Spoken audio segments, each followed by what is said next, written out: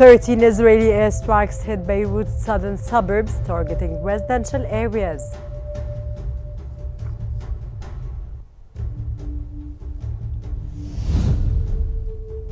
Israel's Prime Minister intends to push for Israeli sovereignty over the West Bank.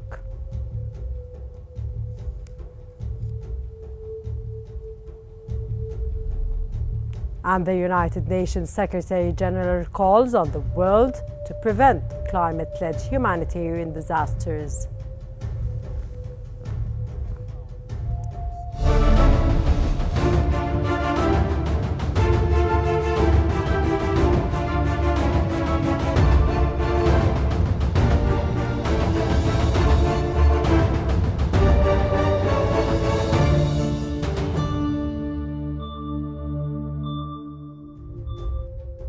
Exactly 4 p.m. Car local time, and you're now watching Qnews. We begin today's bulletin with the latest developments in Lebanon.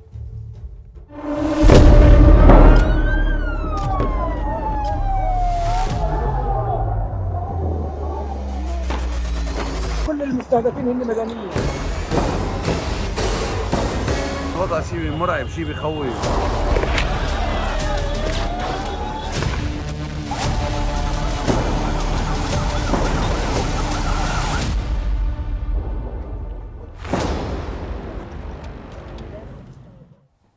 Israeli occupation warplanes have launched a series of heavy airstrikes across Lebanon, targeting residential areas and causing significant damage and casualties.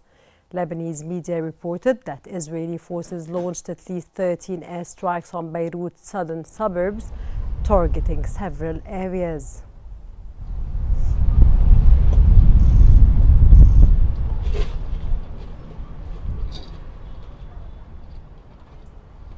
Two have been killed and 6 others injured by Israeli airstrikes on Lebanon's Hermel. The airstrike on Hermel resulted in the complete destruction of the targeted building. Additional missiles then hit the area in a subsequent wave, intensifying the damage.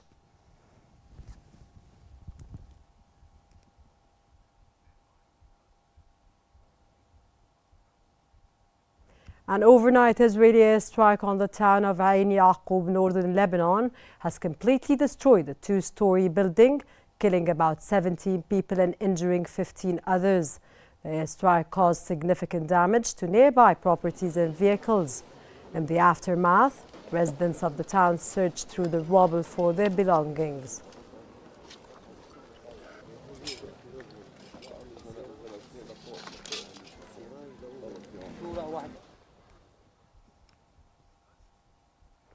Israeli occupation warplanes have destroyed the Zain medical complex in the Bir al-Abd area of Beirut's southern suburbs. Lebanese media reported that the facility was not listed on the threat map issued by Israeli spokesperson.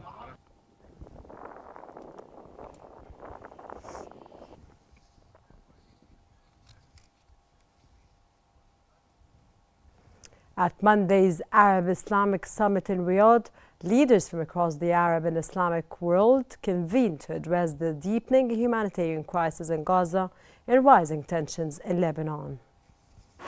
At Monday's Arab Islamic Summit in Riyadh, leaders from Arab and Islamic nations gathered to address the humanitarian crisis in Gaza and the rising tensions in Lebanon. Hosted by Saudi Arabia, the summit aimed to unify regional responses to end Israeli military actions in Gaza and southern Lebanon, while also promoting diplomatic efforts for the security of both Palestinians and Lebanese. A key focus of the summit was the urgent call for international intervention to protect Palestinian civilians. Leaders urged the United Nations Security Council to condemn humanitarian rights abuses impacting hospitals, essential services, and aid access in Gaza, underscoring the severe humanitarian toll on the population. The summit established a committee to coordinate with international bodies in advancing a two-state solution, recognizing Palestinian statehood as essential to achieving lasting peace. To promote accountability, leaders recommended the formation of legal and media monitoring bodies to document alleged war crimes in Gaza. This documentation would support potential legal action in international courts. The summit further condemned forced displacements and collective punishments, identifying these practices as violations of international law. Additional recommendations included leveraging diplomatic and economic measures to uphold Palestinian rights and ensure accountability. Leaders criticized what they described as double standards in enforcing international law, arguing that such inconsistencies undermine global governance. The Riyadh summit reinforced the commitment of Arab Islamic nations to addressing regional conflicts and fostering stability amid escalating tensions.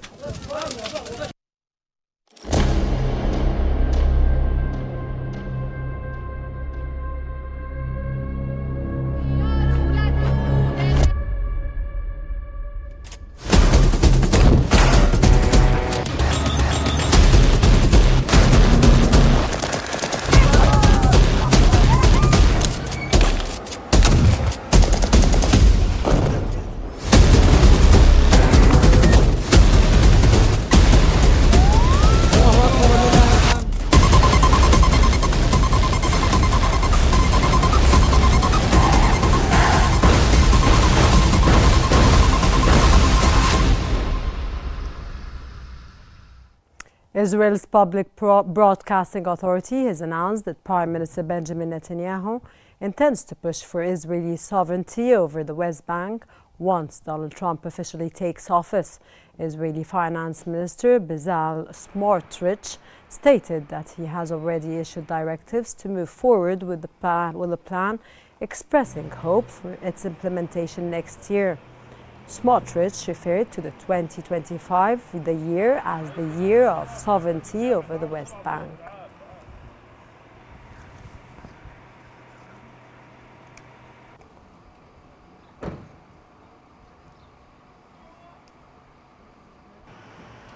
The European Union's High Representative for Foreign Affairs, Joseph Borrell, has condemned recent statements by Israeli Finance Minister Bezalel Smotrich, who declared that 2025 would be the year of annexing the occupied West Bank.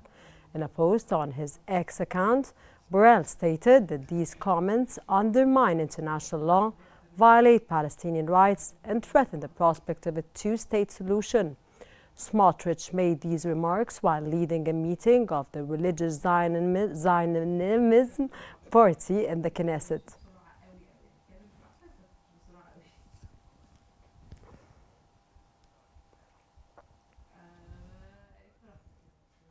For more analysis, we now move on to Henny Saif in our newsroom. Thank you, Rana. And ladies and gentlemen, further analysis on a United States proposal for Gaza and the reactions to it. We're joined from Ramallah by the Fatah movement spokesperson, Abdel Fattah Dawla. Mr. Dawla, welcome to Q News. Let me ask you, what impact could Israel's potential sovereignty move have on the political dynamics in the region, particularly with the incoming U.S. administration? Greet you and all your viewers.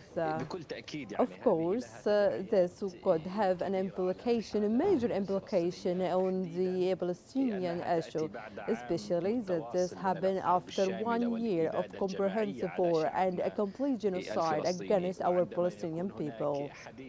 And while we are talking about some operations regarding the annexation of the West Bank, in addition to this comprehensive war happening right now in Gaza Strip, it means that there's a project that targeted the present and existent of Palestinian people, trying to liquidify the cause and also seek to have the Palestinian people be removed from their state, disrespecting the self-determination that is in all the international chapters, and there are many resolutions saying that the Palestinian people have the right to live in an independent state and to choose their future. And we have been always talking that the only key solution for stability and security in the region is in the Palestinian independent state and stop the occupation.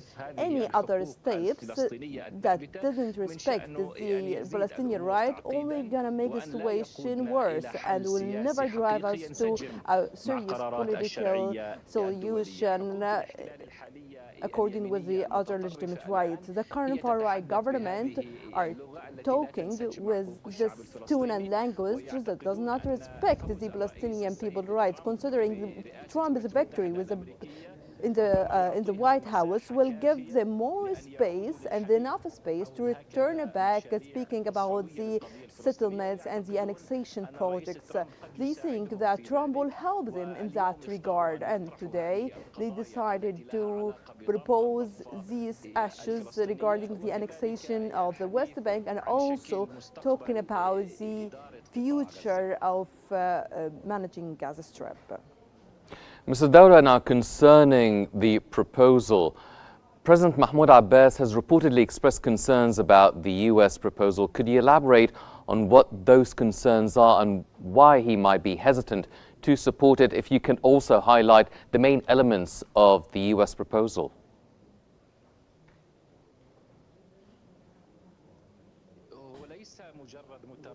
He is not only hesitant in refusing this proposal, he has been clear yesterday in the Palestinian statement in the summit in Riyadh, saying that any Palestinian administration needs to, under the Palestinian state and under the liberation movement, which is responsible in representing the Palestinian people.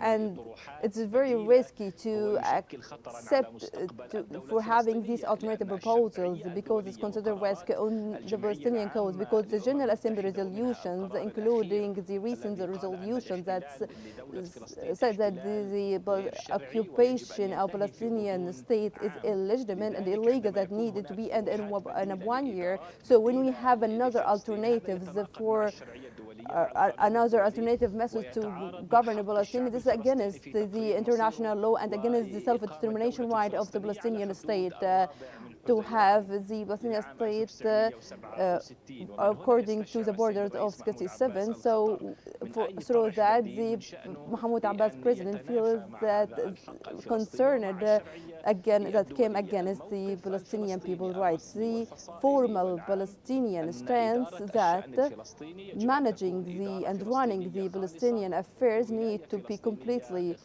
among the Palestinian Authority, because when we have these alternative proposals that could have a negative impact, a direct negative impact on the existence of the Palestinian people, and for that reason the president and all the Palestinian fractions have been refusing all these proposals and solutions, and the Arab states, other Arab states has taken the same position, and there is an agreement among the General Assembly in the United Nations when they said that this occupation is illegal and these settlements are illegal, and the Palestinian people need to live in an independent state with complete sovereignty according to the two-state solutions and the other resolutions. So what about the recommendations that emerged from the recent Arab-Islamic summit related to Gaza? How do they align or conflict with the U.S. proposal, keeping in mind that Israel is actually motivated in order to discuss and negotiate this proposal, and as you've mentioned, Palestinian President Mahmoud Abbas is more than hesitant to go along with it?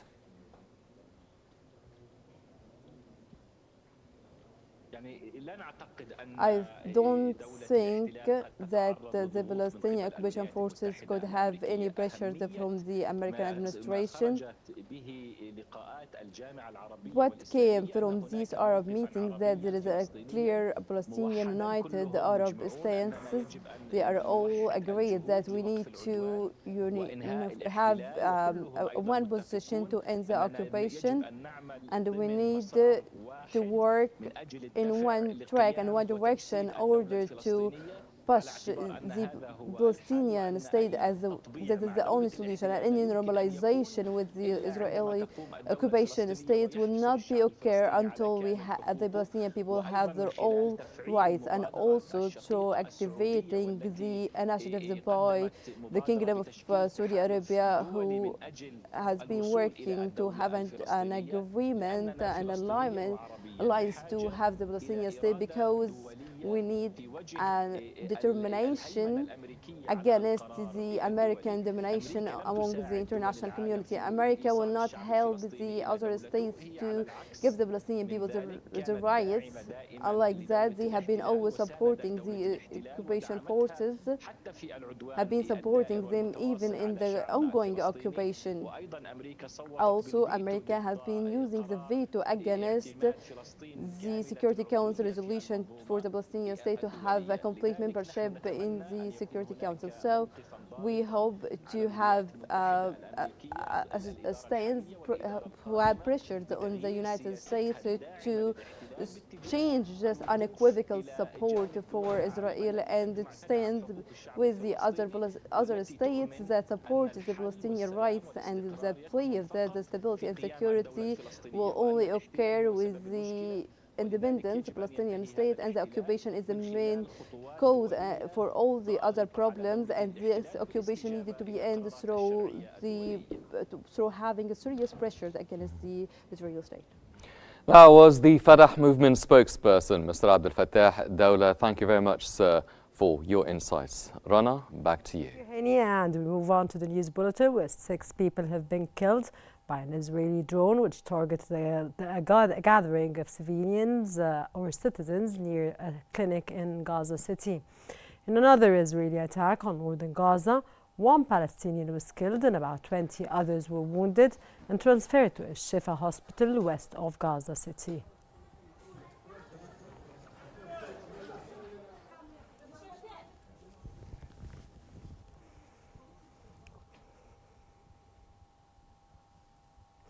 Israeli forces have conducted a series of detentions across the West Bank overnight, detaining at least 15 Palestinians. The raids targeted several areas in the West Bank, including the cities of Hebron, Ramallah, Qalaqliya, Nablus, Salfit, and Jerusalem, and were accompanied by violent raids on homes, widespread destruction of property, and threats made against detainees and their families.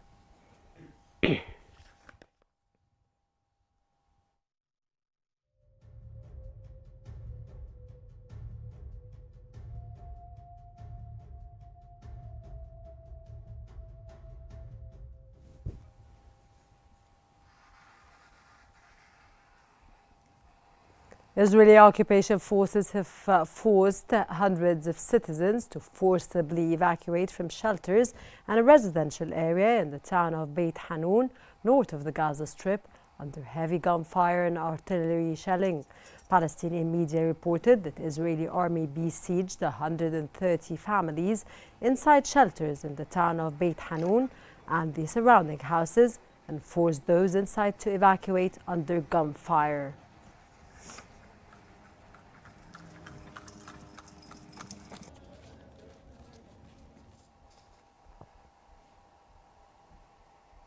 The United Nations Security Council is set to hold this session this evening to discuss the famine in northern Gaza at the request of Algeria, Slovenia and Switzerland.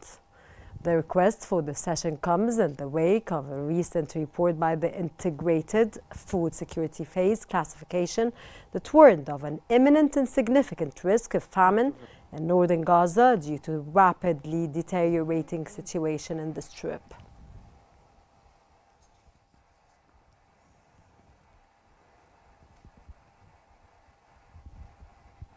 The United Nations has stated that Israel is blocking or obstructing access to 85% of humanitarian aid convoys to northern Gaza.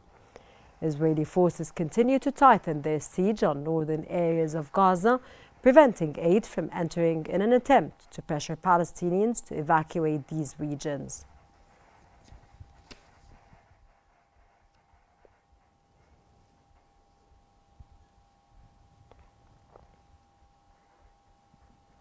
Egyptian Foreign Minister Badr Abdelati has called for immediate and sustained delivery of urgent humanitarian aid to Palestinians in Gaza. In discussions with UN Coordinator Sigrid Kaag in Cairo, Abdelati urged that pressure be put on Israel to uphold its responsibilities to Gazan civilians under the international law.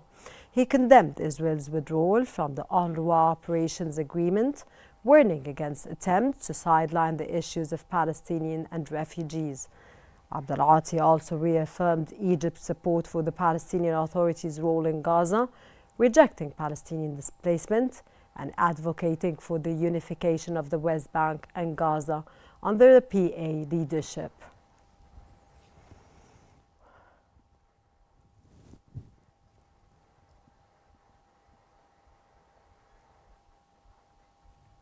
Now we move to Azerbaijan and the latest updates on the second day of the COP29.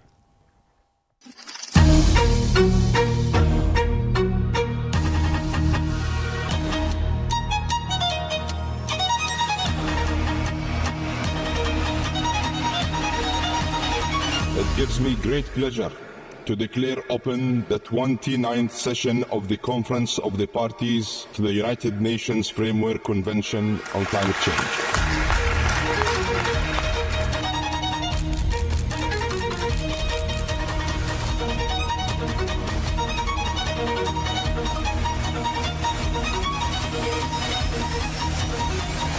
COP29 must tear down the walls of climate finance.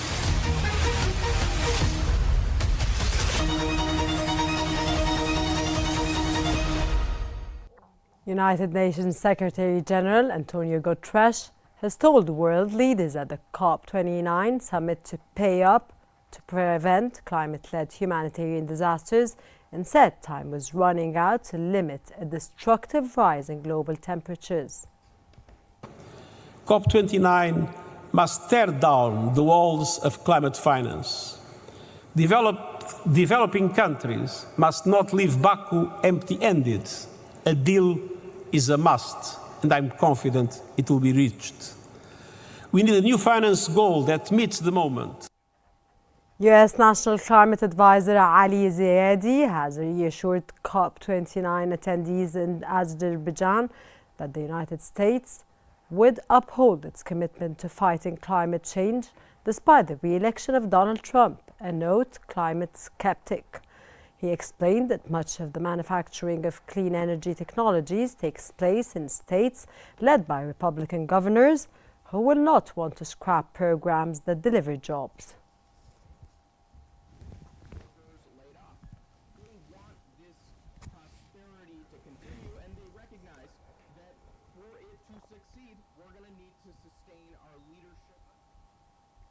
British Prime Minister Keir Starmer has said that addressing climate change could bring opportunities as well as challenges and would be essential for the UK's future national security, energy, independence and economic stability. Speaking on the second day of the COP29 summit in Baku, Starmer announced UK's climate priorities and also asserted that this new target to reduce the country's greenhouse gas emissions is essential for boosting living standards for working people. This is the path towards national security, energy independence.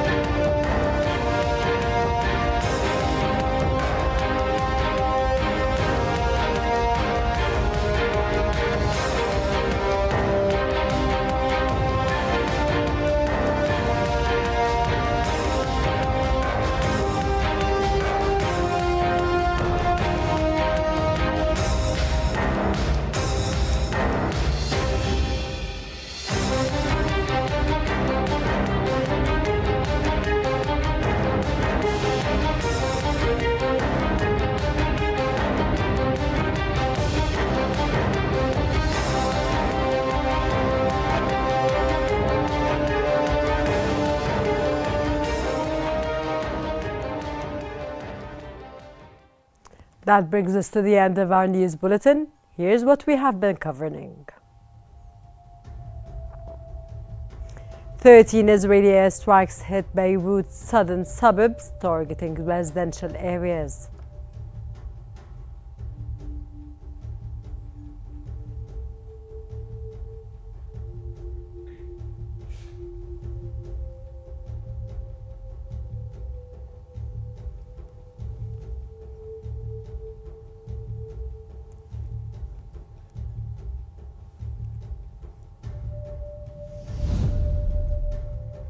Israel's Prime Minister intends to push for Israeli sovereignty over the West Bank.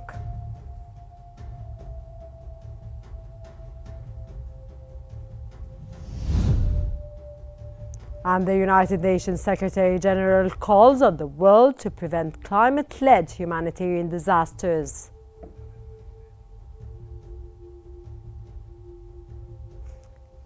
And this concludes our news bulletin for the hour. Don't forget to follow Qnews on YouTube, Facebook, X, Instagram and TikTok at QNewsEG to stay informed.